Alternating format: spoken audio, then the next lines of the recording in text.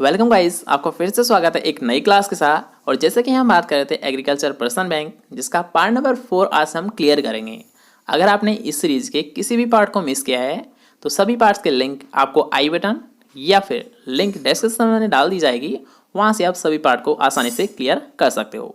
Otherwise आप playlist से भी सभी वॉच कर सकते हो सभी भागों को, या फिर अगर मान लीजिए आप स्पेशल सब्जेक्ट की या फिर स्पेशल कोई भी कोर्स आप क्लियर करना चाहते हो तो आप प्लेलिस्ट ज़रूर विजिट कर ले। वहाँ पर आपको एनिमल हस्बेंड्री, एग्रोनॉमी, हॉर्टिकल्चर या फिर कंप्लीट एग्रीकल्चर के क्वेश्चंस आपको देखने को मिल जाएंगे। वहाँ से भी आप सभी को चेकआउट कर सकते हो। ठीक है, तो चलिए फिर आज की क्लास को स्टार्ट करते हैं। इससे पहले अगर आपने चैनल को सब्सक्राइब नहीं किया है तो जल्दी से आइए चैनल को सब्सक्राइब कीजिए और पास के बेल आइकन को ज़रूर दबा दें, जिससे कि जब भी हमारे कोई क्लास लगेगी तो वो आपको नोटिफिकेशन साथ मिलती रहेगी। ठीक है, तो चलिए फिर आज की क्लास को स्टार्ट करते हैं। आज का नया सीख लेते हैं। तो आज का हमारा फर्स्ट क्वेश्चन रहने वाला है और जिसमें आपसे पूछा गया है कि इनमें से कौन सा तत्व कोशिका भित्ति की रचना के लिए आवश्यक होता है। आप चाहो तो साथ साथ कमेंट कर सकते हो, अदरवाइज यहाँ पर आप ध्यान से समझ सकते हो। ठीक है, सभी ऑप्शंस आपके सामने हैं। चाहो तो प्रैक्टिस तौर पर आप साथ साथ कमेंट करते रहिए, अदरवाइज यहाँ पर ध्यान से देखते रहिए। तो फर्स्ट क्वेश्चन में आपसे क्या पूछा गया है, कोशिका भित्ति की रचना के लिए आवश्यक तत्व कौन सा होता है। नाइट्रोजन, आयरन, कैल्शियम है, बोरॉन। तो यहाँ पर याद रखिएगा कोशिका भित्ति है। याद रखिएगा कोशिका भित्ति को जो हार्ड लेयर बनाने का कार्य करती है। आपको पता होगा कोशिका भित्ति क्या होती है, सख्त होती है, सख्त होती है, हार्ड होती है। और इसे हार्ड बनाने का कार्य किसके द्वारा किया जाता है, ये किया जाता है, याद रखिएगा कैल्शियम तत्व की सहायता से किया जाता है। इसलिए याद रखिएगा कोशिका भित्ति को बनाने के लिए, कोशिका भित्ति की रचना के लिए आवश्यक तत्व कौन सा होता है, कैल्शियम होता है। नेक्स्ट क्वेश्चन की हम बात करेंगे जिसमें आपसे पूछा गया है कि धान की फसल का अनुहरण खरपतवार कौन सा होता है। तो अब यहाँ पर याद रखिएगा कि धान की फसल का अनुहरण खरपतवार कौन सा होता है। फेलिरिस माइनर, साइनाडोन डाइक्टाइलोन, एकाइनोक्रोकोसगेल या फिर सिटेरिया ग्लूका। तो आपकी दृष्टि से राइट आंसर क्या होगा, जल्दी से कमेंट सेक्शन में बताइए। या फिर याद रखिएगा यहाँ पर एक वर्ड यूज किया गया है कि धान की फसल का अनुहरण खरपतवार। अनुहरण खरपतवार मतलब नकलची खरपतवार। नकलची जिसे इंग्लिश में क्या बोला था, याद रखिएगा मिमिक्री वीड। ठीक है, तीनों नाम यहाँ पे याद रखें। तीनों से आपको कोई भी नाम है ये क्वेश्चन में मिल सकता है। जैसे कि धान की फसल का अनुहरण खरपतवार कौन सा है, धान की फसल का नकलची खरपतवार कौन सा है, या फिर धान की फसल का मिमिक्री खरपतवार कौन सा होता है। ठीक है, तो अब यहाँ पर अगर हम बात करते हैं जो थर्ड ऑप्शन है इकाइनोक्लोआ क्रुस्केली। ठीक है, आपने देखा होगा, याद रखिएगा धान में मुख्यतः एक तो सांवा घास लगती है, एक होता है जंगली धान। ठीक है, तो सांवा घास से ये सबसे ज़्यादा लगती है और इसी को याद रखिएगा इसका क्या माना गया है, या फिर जो जंगली धान है इसी को क्या माना गया है, याद रखिएगा इसका नकलची खरपतवार माना गया है, मिमिक्री वीड माना गया है। ठीक है, नेक्स्ट क्वेश्चन की हम बात करेंगे। जैसे कि इसके अकॉर्डिंग हम एक और एग्जाम्पल की बात कर लेते हैं कि धान का अनुहरण खरपतवार तो कौन सा होता है, इकाइनोक्लोआ क्रुस्केली होता है। लेकिन बाई चांस अगर आपसे पूछ लिया जाता है कि गेहूं का अनुहरण खरपतवार कौन सा होता है, तो ये भी आप सभी को पता होगा कि गेहूं का नकलची खरपतवार कौन सा होता है, गेहूं सा होता है। अगर हम बात करते हैं सरसों का नकलची खरपतवार तो कौन सा होता है, सत्यानाशी होता है। ठीक है, ये मेन एग्जाम्पल है जो कि आपको एग्जाम में पूछे जाते हैं। तो इन तीनों को आप याद रखिए। एक तो धान की फसल का अनुहरण खरपतवार इकाइनोक्लोआ क्रुस्केली, गेहूं का नकलची खरपतवार गेहूं सा, सरसों का नकलची खरपतवार सत्यानाशी। ठीक है, सभी को याद रख पाओगे। तो अब आते हैं हमारे नेक्स्ट क्वेश्चन पर जिसमें आपसे पूछा गया कि मक्का की इष्टतम फसल ज्यामिति क्या होती है। कल भी आपको बताया गया था कि फसल ज्यामिति का मतलब होता है R/P। फसल ज्यामिति का मतलब क्या होता है, R/P। अब यहाँ पर R का मतलब क्या है, P2 का मतलब क्या है। तो R का मतलब यहाँ पर याद रखिएगा कतार से कतार की दूरी मतलब रो से रो की दूरी, और P का मतलब यहाँ पर याद रखिएगा P2P मतलब प्लांट से प्लांट की दूरी। ठीक है, याद रखिएगा कि फसल ज्यामिति का मतलब है R/P, जिसमें R क्या है, रो है, और P क्या है, प्लांट है। ठीक है, अब याद रख पाओगे। तो अब आते हैं हमारे क्वेश्चन पर जिसमें आपसे पूछा गया, याद रखिएगा मक्का की इष्टतम फसल ज्यामिति क्या रखी जाती है। 60x25, 30x10, 120 सेंटीमीटर मल्टीप्लाई 50 या फिर 22.5 से 3।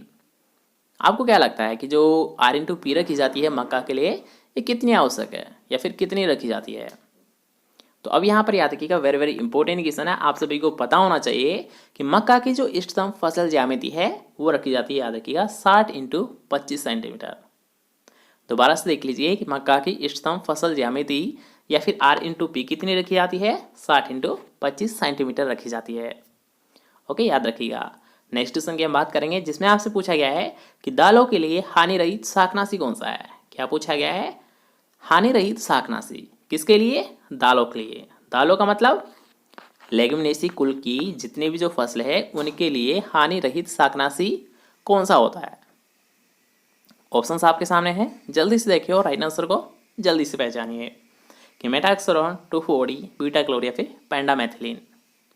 तो अब यहाँ पर आपको डायरेक्ट क्लियर करना है कि याद रखिए, अगर आपसे पूछता है लेग्युमिनेसी फसलों के लिए, दालों की फसल के लिए हानि रहित शाकनाशी, तो वो कौन सा होता है, याद रखिएगा पेंडामेथिलीन होता है। कौन सा होता है, पेंडामेथिलीन होता है, जो क्या करता है, इसको हानि नहीं पहुंचाता। या फिर आप ऐसे मान सकते हो कि अगर मान लीजिए इसका हम प्रयोग करते हैं तो ये क्या करता है, क्वालिटी को डैमेज नहीं करता है, क्वालिटी को डिक्रीज नहीं करता है, इसलिए याद रखिए इसे हानि रहित शाकनाशी के अंतर्गत रखा गया है।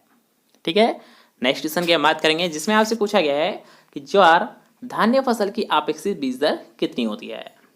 क्या पूछा गया, याद रखिएगा, ज्वार धान्य फसल की अपेक्षित बीज दर कितनी होती है। ऑप्शंस आपके सामने हैं, जल्दी से देखिए और राइट आंसर को पहचानिए कि 8 से 10 किलोग्राम प्रति हेक्टेयर, 15 से 18 किलोग्राम प्रति हेक्टेयर, 22 से 25 किलोग्राम प्रति हेक्टेयर, फिर 27 से 30 किलोग्राम प्रति हेक्टेयर। ऑप्शंस आपके सामने हैं, जल्दी से देखिए और राइट आंसर को पहचानिए। आपको क्या लगता है कि राइट आंसर क्या होगा, ए, बी, सी या फिर डी। तो अब यहाँ पर याद रखिएगा, ज्वार की अगर हम बात करेंगे तो इसकी जो सीड रेट होती है ये होती है 8 से 10 किलोग्राम प्रति हेक्टेयर। नेक्स्ट क्वेश्चन की हम बात करेंगे जिसमें आपसे पूछा गया है कि गुच्छेदार मूंगफली की इष्टतम पोष संख्या कितनी होती है। अब यहाँ पर याद रखिएगा, मुख्यतः 2 प्रकार की मूंगफली होती है। ठीक है, आप जब टाइप पढ़ोगे तो मुख्यतः 2 प्रकार की पढ़ोगे, एक होता है गुच्छेदार, ठीक है, एक होता है फैलने वाली। गुच्छेदार है, ये फैलती नहीं है, और एक होती है फैलने, जो कि जिसे आप प्रोक्यूम्बेंस बोलते हो। ठीक है, मतलब फैलने वाली मूंगफली। 2 टाइप होते हैं, दोनों के बारे में हमने जान लिया कि एक होती है गुच्छेदार, एक होती है फैलने वाली। तो अब यहाँ पर आपसे क्या पूछा गया है, जो पौध संख्या होती है गुच्छेदार की वो कितनी होती है। ठीक है, यहाँ पर जो पौध संख्या है ये पर हेक्टेयर के बारे में आपसे पूछा गया है। तो अगर हम बात करते हैं, याद रखिए, गुच्छेदार मूंगफली की इष्टतम पौध संख्या पर हेक्टेयर तो ये होती है 3.3 लाख। एस्टिमेटेड की हम बात करते हैं, ठीक है, एग्जैक्ट यहाँ पर कोई बात नहीं कर सकता, लेकिन एक्सपेक्टेड मतलब लमसम के बारे में बात करेंगे। तो इसकी अगर हम बात करते हैं पर हेक्टेयर, जो सीड रेट होती है, सीड रेट की यहाँ पर हम बात नहीं कर रहे, लेकिन सीड रेट की नहीं कर रहे, लेकिन पौध संख्या की तो कर रहे हैं। तो पौध संख्या कितनी होती है, याद रखिएगा, पर हेक्टेयर ये होती है 3.3 lakh per hectare. Next question की हम बात करेंगे जिसमें आपसे पूछा गया है कि गड़ल बिट्टल किसका सर्वाधिक हानिकारक कीट है। और याद रखिएगा, वेरी वेरी इंपॉर्टेंट क्वेश्चन है, आप सभी को पता होगा। अगर नहीं है पता तो जल्दी से बताएंगे राइट आंसर क्या है। जिसको पता है अच्छी बात है, जिसको पता नहीं है वो एक बार तुक्का लगाइए। आप बोलते हो ना तुक्का लगाना, तो भाई तुक्का कभी कभी लगता है, हमेशा नहीं लगता। ठीक है, तो फिर भी ट्राई कर ही लीजिए इस क्वेश्चन पर। वैसे भी आपने पढ़ रखा होगा, नहीं पढ़ रखा है तो लगाइए, देखते हैं राइट आंसर निकलेगा या नहीं निकलेगा। तो गड़ल बिट्टल यहाँ पर आपसे पूछा गया है, ऑप्शंस आपके सामने हैं, कपास, ग्वार, सोयाबीन या फिर जौ। तो गड़ल बिट्टल किसका होता है, याद रखिएगा, ये होता है सोयाबीन का होता है। किसका होता है, एक मेजर कीट होता है, मेजर इंसेक्ट होता है, और एक किसका होता है, सोयाबीन फसल का होता है।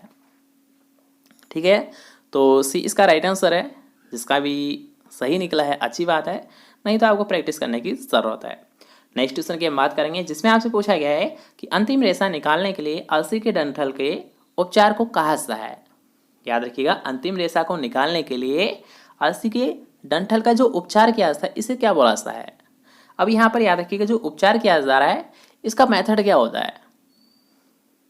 यहाँ पर एक क्रिया मैं आपको बता देता हूँ कि मान लीजिए आपने देखा होगा कि अलसी होती है, इससे जब हम रेशा को अलग करते हैं, निकालते हैं, तो हम क्या करते हैं, इसे पानी में डाल देते हैं। अब यहाँ पर पानी डिपेंड नहीं करता कि पानी गंदा है या फिर सही है, ठीक है, बस पानी में डाल देते हैं। जिससे क्या हुआ, इससे हम लगभग 6 से 7 दिन तो डाल ही देंगे, या फिर 3 से 4 दिन, आप मान लीजिए 3 से 4 दिन बहुत होते हैं, ठीक है। तो 3 से 4 दिन हम क्या करते हैं, पानी में डाल देते हैं। इससे क्या होगा, वो सड़ गल जाएगी। क्या हो जाता है, सड़ गल जाती है। और इसी क्रिया को ही क्या बोला जाता है, याद रखिएगा, रेटिंग बोला जाता है। रेसे को अलग करने के लिए हमने क्या किया, अलसी को पानी में डाल दिया। कितने दिन के लिए, लमसम 3 से 4 दिन के लिए। तो इससे क्या होगा, याद रखिएगा, जो उसका तना है वो सड़ जाएगा, ऐसे मान लीजिए। जिससे क्या होगा कि जो उसका रेसा है ये क्या होगा, बिल्कुल कम प्रेशर पर उसे हटाया जा सकता है, मतलब हाथ से हम अलग कर सकते हैं, ठीक है। तो ये जो प्रोसेस होती है, ये जो संपूर्ण क्रिया होती है, इसी को क्या बोला जाता है, याद रखिएगा, रेटिंग या सड़ाना बोला जाता है, ठीक है। आई थिंक समझ गए होंगे।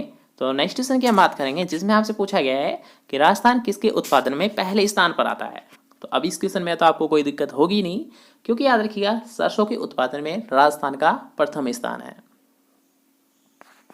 भारत में अगर आपसे पूछता है कि सरसों के उत्पादन में प्रथम स्थान पर कौन आता है, तो राजस्थान आता है। क्यों, क्योंकि याद रखिएगा, राजस्थान में सरसों की सर्वाधिक उत्पादन क्षमता होती है, ठीक है। नेक्स्ट क्वेश्चन की हम बात करेंगे, जिसमें आपसे पूछा गया है कि सीड प्लॉट तकनीक किससे संबंधित है। तो ये भी आप सभी को पता ही होगा कि सीड प्लॉट तकनीक ये किससे संबंधित है, याद रखिएगा, ये होती है धान से संबंधित। अब यहाँ पर थोड़ा सा ऑप्शंस में मिस्टेक है, आप यहाँ लिख सकते हो, या फिर आप डायरेक्ट याद रख लीजिए कि सीड प्लॉट टेक्निक का संबंध किससे होता है, धान फसल से होता है।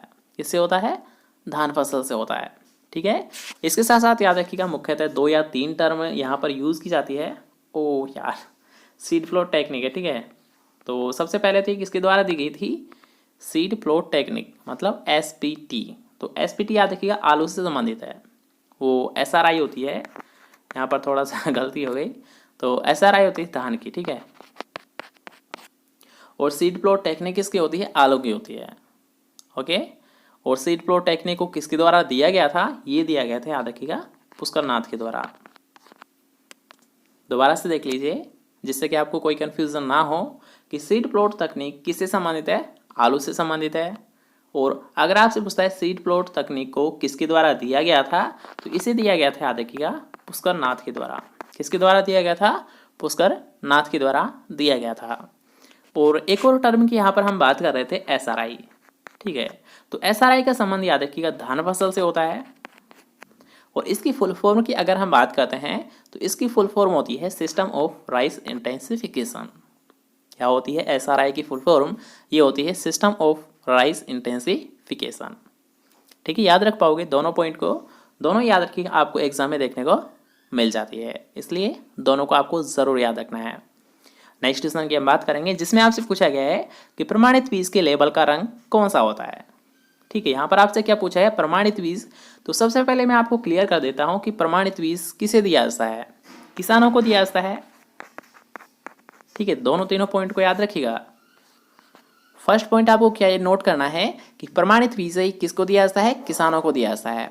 सेकेंड पॉइंट यहाँ पर आपको नोट करना है कि वह कौन सा बीज होता है, वह कौन सा बीज होता है जिसकी सर्वाधिक खेती की जाती है, या फिर सबसे ज़्यादा उत्पादन लिया जाता है, वो कौन सा बीज होता है। तो याद रखिएगा, वो होता है प्रमाणित बीज होता है, सर्टिफाइड बीज होता है, जिसको सबसे ज़्यादा उगाया जाता है। थर्ड पॉइंट आपको यहाँ पर क्या लिखना है, याद रखिएगा, सबसे लो क्वालिटी का होता है, ठीक है। अगर हम बात करते हैं सीड की श्रेणी की, तो सबसे जो लोअर कैटेगरी का है ना, वो याद रखिएगा प्रमाणित बीज ही होता है, जो कि किसानों को प्रोवाइड करवाया जाता है, ठीक है। तो अब आते हैं हमारे क्वेश्चन पर कि प्रमाणित बीज पर लेबल का रंग कौन सा होता है। आप कैसे पहचानोगे कि प्रमाणित बीज है या फिर आधार बीज है, मूल केंद्रक बीज है, आप कैसे पहचानोगे। तो याद रखिएगा, इसका जो कट्टा होता है या फिर जो इसका बैग होता है, उस पर कौन से कलर का टैग लगा होता है, नीले कलर का टैग लगा होता है, जिससे आप इसकी पहचान कर सकते हो कि आधार बीज है, प्रमाणित बीज या फिर मूल केंद्रक बीज या फिर रजिस्टर्ड बीज है, ठीक है। इन लेबल के आधार पर ही इनको पहचान की जा सकती है, वैसे कोई पहचान नहीं सकता। तो इसका जो लेबल का रंग होता है, ये होता है नीला। नेक्स्ट क्वेश्चन की हम बात करेंगे, जिसमें आपसे पूछा गया है कि पर्णीय अनुप्रयोग के लिए यूरिया का बायोरेट अंश कितना होना चाहिए। यहाँ पर आपसे क्या पूछा है कि पर्णीय अनुप्रयोग के लिए यूरिया की बायोरेट अंश कितना होना चाहिए। तो अब यहाँ पर याद रखिएगा, एक तो सामान्यतः आपसे ये क्वेश्चन पूछाता है, ठीक है। यहाँ पर थोड़ा सा हम इसे 2 क्वेश्चन में डिवाइड करेंगे, दोनों को याद रखिएगा। कुछ समझाने की कोशिश करूँगा कि अगर आपसे केवल ये क्वेश्चन पूछा है कि यूरिया का बायोरेट अंश कितना होना चाहिए, तब तो आपका राइट आंसर क्या होगा, याद रखिएगा 1.5% से अधिक नहीं होना चाहिए। समझने की कोशिश करना कि अगर केवल आपसे ये क्वेश्चन पूछाता है एग्जाम में कि यूरिया का बायोरेट अंश कितना होना चाहिए या फिर कितने % से अधिक नहीं होना चाहिए, तब आपका राइट आंसर क्या होगा, 1.5% से अधिक नहीं होना चाहिए। लेकिन अगर आपसे ये क्वेश्चन पूछता है कि पढ़िए अनुप्रयोग के लिए यूरिया का बायोरेट अंश कितना होना चाहिए, तो पढ़िए, ठीक है, फोलियर स्प्रे के लिए, तो फोलियर स्प्रे के लिए याद रखिएगा बायोरेट की मात्रा 0.5% से कम होनी चाहिए। दोनों में डिफरेंस पता चल चुका है कि केवल अगर आपसे पूछता है यूरिया में बायोरेट अंश कितना होना चाहिए, तो 1.5% से अधिक नहीं होना चाहिए। लेकिन अगर आपसे पूछता है पढ़िए अनुप्रयोग के लिए, मतलब पत्तियों पर छिड़काव करने के लिए यूरिया में बायोरेट अंश कितना होना चाहिए, तो वो होना चाहिए, याद रखिएगा 0.5% से कम होना चाहिए। ठीक है, दोनों क्वेश्चंस को याद रखिएगा, दोनों ही क्वेश्चन आपको एग्जाम में देखने को मिल चुके हैं। नेक्स्ट क्वेश्चन की हम बात करेंगे, जिसमें आपसे पूछा गया है कि स्थानांतरित बालू के टीबे सैंड डून्स राजस्थान के किस हिस्से में उत्पादन में रुकावट बनते हैं। तो ये राजस्थान का क्वेश्चन है, इसे आप डायरेक्ट नोट कर ले कि स्थानांतरित जो बालू के टीले है ये कहाँ पर पाए जाते हैं, पश्चिमी क्षेत्र में पाए जाते हैं। ठीक है, नेक्स्ट क्वेश्चन की हम बात करेंगे, जिसमें आपसे पूछा गया है कि आम का प्रत्यारोपण करने का सर्वोत्तम समय कौन सा है। प्रत्यारोपण का मतलब है जब इसकी नर्सरी तैयार की जाती है तो इसका जो मेन उद्यान होता है उसमें इसको ट्रांसफर किया जाता है, इसी को बोला सा, याद रखिएगा प्रत्यारोपण। नर्सरी में पौध तैयार करके जो हमारा मेन फील्ड होता है या फिर जो हमारा मेन उद्यान होता है उसमें पौधों को ट्रांसफर करना ही क्या कहलाता है, प्रत्यारोपण कहलाता है। और यही आपसे पूछा गया है कि आम का प्रत्यारोपण करने का सबसे उत्तम समय कौन सा होता है। अप्रैल से जून के मध्य, जुलाई से सितंबर के मध्य, अक्टूबर से दिसंबर के मध्य, फिर जनवरी से मार्च के मध्य। तो याद रखिएगा आम का जो प्रत्यारोपण किया जाता है इसका जो सबसे उपयुक्त समय होता है ये होता है जुलाई से सितंबर के मध्य। ठीक है, कौन सा माना गया है, सबसे उत्तम समय प्रत्यारोपण का ये माना गया है जुलाई से सितंबर के मध्य। नेक्स्ट क्वेश्चन की हम बात करेंगे, जिसमें आपसे पूछा गया है कि बेर की देर से पकने वाली किस्म कौन सी है। तो अब यहाँ पर याद रखिएगा बेर की जो लेट सोविंग वेराइटी है, बेर की जो लेट सोविंग वेराइटी है वो कौन सी होती है, याद रखिएगा वो होती है उमरान। और याद रखिएगा अर्ली उमरान को आपने पढ़ा हुआ, अर्ली उमरान, तो अर्ली उमरान को जो निकाला गया था या फिर विकसित किया गया था ये कहाँ से किया गया था, याद रखिएगा गुजरात से किया गया था। अर्ली उमरान जो वेराइटी थी इसे कहाँ से रिलीज किया गया था, कहाँ से इसे डेवलप किया गया था, ये किया गया था, याद रखिएगा गुजरात से। नेक्स्ट क्वेश्चन की हम बात करेंगे, जिसमें आपसे पूछा गया है कि जालोर सीडलेस किसकी किस्म है। तो अब यहाँ पर मैं आपको थोड़ा सा एक हिंट दे देता हूँ कि एक होती है जालोर सीडलेस, एक होती है, याद रखिएगा, थॉमसन सीडलेस।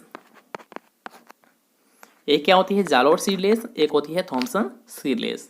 तो अगर आपसे क्वेश्चन पूछता है जालोर सीडलेस के बारे में, जैसे कि इसमें आपसे पूछा गया है, तो इसका तो राइट आंसर क्या होगा, याद रखिएगा अनार। ठीक है, दोनों को याद रखिएगा कि अगर आपसे पूछता है जालोर सीडलेस तो जालोर सीडलेस किसकी होती है, अनार की होती है। लेकिन अगर आपसे पूछता है थॉमसन सीडलेस तो थॉमसन सीडलेस ये किसकी वैरायटी होती है, याद रखिएगा ये होती है अंगूर की वैरायटी होती है। दोनों को याद रखिएगा, जालोर सीडलेस अनार की वैरायटी है और थॉमसन सीडलेस अंगूर की वैरायटी है। ठीक है, दोनों को याद रख पाओगे। तो आते हैं हमारे नेक्स्ट क्वेश्चन पर, जिसमें आपसे पूछा गया है कि विथानिया सोमनिफेरा है एक, विथानिया सोमनिफेरा किस प्रकार का पौधा है। फलदार पौधा है, सब्जी की फसल है, औषधीय पौधा या फिर शोभाकारी पौधा है। आपको यहाँ पर पहचाना है, ऑप्शंस आपके सामने हैं कि विथानिया सोमनिफेरा किस प्रकार का पौधा है। तो इस क्वेश्चन को करने से पहले आपको ये पता होना चाहिए कि विथानिया सोमनिफेरा है क्या या फिर किसका बॉटनिकल नेम होता है। तो आपने सुना होगा अश्वगंधा, सुना है अश्वगंधा। तो अश्वगंधा याद रखिएगा, अश्वगंधा का बॉटनिकल नेम क्या होता है, विथानिया सोमनिफेरा होता है। ठीक है, अब यहाँ पर अश्वगंधा ये किस काम आता है, किस प्रकार का पौधा है, शोभाकारी पौधा है, औषधीय पौधा है, फलदार पौधा है, फिर सब्जी की फसल है। तो याद रखिएगा शोभाकारी का मतलब होता है केवल उसे एक अच्छे प्लांट के तौर पर लगाया गया है या फिर वो फूल अच्छा देता होगा इसलिए उसे लगाया गया है, शोभाकारी का मतलब वो है। ठीक है, लेकिन यहाँ पर याद रखिएगा हम बात करें अश्वगंधा की, तो अश्वगंधा जो प्लांट होता है ये ना तो शोभाकारी होता है, ना ही सब्जी की फसल होता है, ना ही फलदार पौधा होता है। ये होता है एक प्रकार का औषधीय पौधा है, होता है जिसका प्रयोग कहाँ पर किया जाता है, औषधियों का निर्माण करने के लिए किया जाता है। ठीक है, दोबारा से देख लीजिए, अश्वगंधा का जो प्रयोग किया जाता है ये किया जाता है मेडिसिनल यूज, मतलब औषधीय प्लांट के रूप में। तो इसका राइट आंसर क्या होगा, याद रखिएगा, थर्ड ऑप्शन। नेक्स्ट क्वेश्चन की हम बात करेंगे, जो कि आज का हमारा लास्ट क्वेश्चन रहने वाला है कि विटामिन सी से भरपूर फल कौन सा है। तो इसके लिए तो आपको ऑलरेडी एक पॉइंट बता दिया गया है कि विटामिन सी सबसे ज़्यादा किस में पाया है, बारबेडस चेरी में पाया है। विटामिन सी सर्वे ज़्यादा बारबेडस चेरी में पाया है, उससे कम आंवला में पाया है, उससे कम अमरूद में पाया है, और उससे कम नींबू वर्गीय पौधों में पाया है। इस क्रम को आप एक बार नोट जरूर कर ले कि विटामिन सी सर्वसाधा बारबेडस चेरी में, उससे कम आंवला में, उससे कम अमरूद में, उससे कम नींबू वर्गीय फलों में पाया है। ठीक है, अब आते हैं हमारे ऑप्शंस पर, जिसमें आपसे पूछा गया है कि विटामिन सी सबसे ज़्यादा किस में होता है, आंवला में होता है, अमरूद में होता है, पपीता में होता है, फिर खजूर में होता है। तो ऑप्शंस के अकॉर्डिंग आप राइट आंसर समझ ही सकते हो कि सबसे ज़्यादा पाया है आंवला में।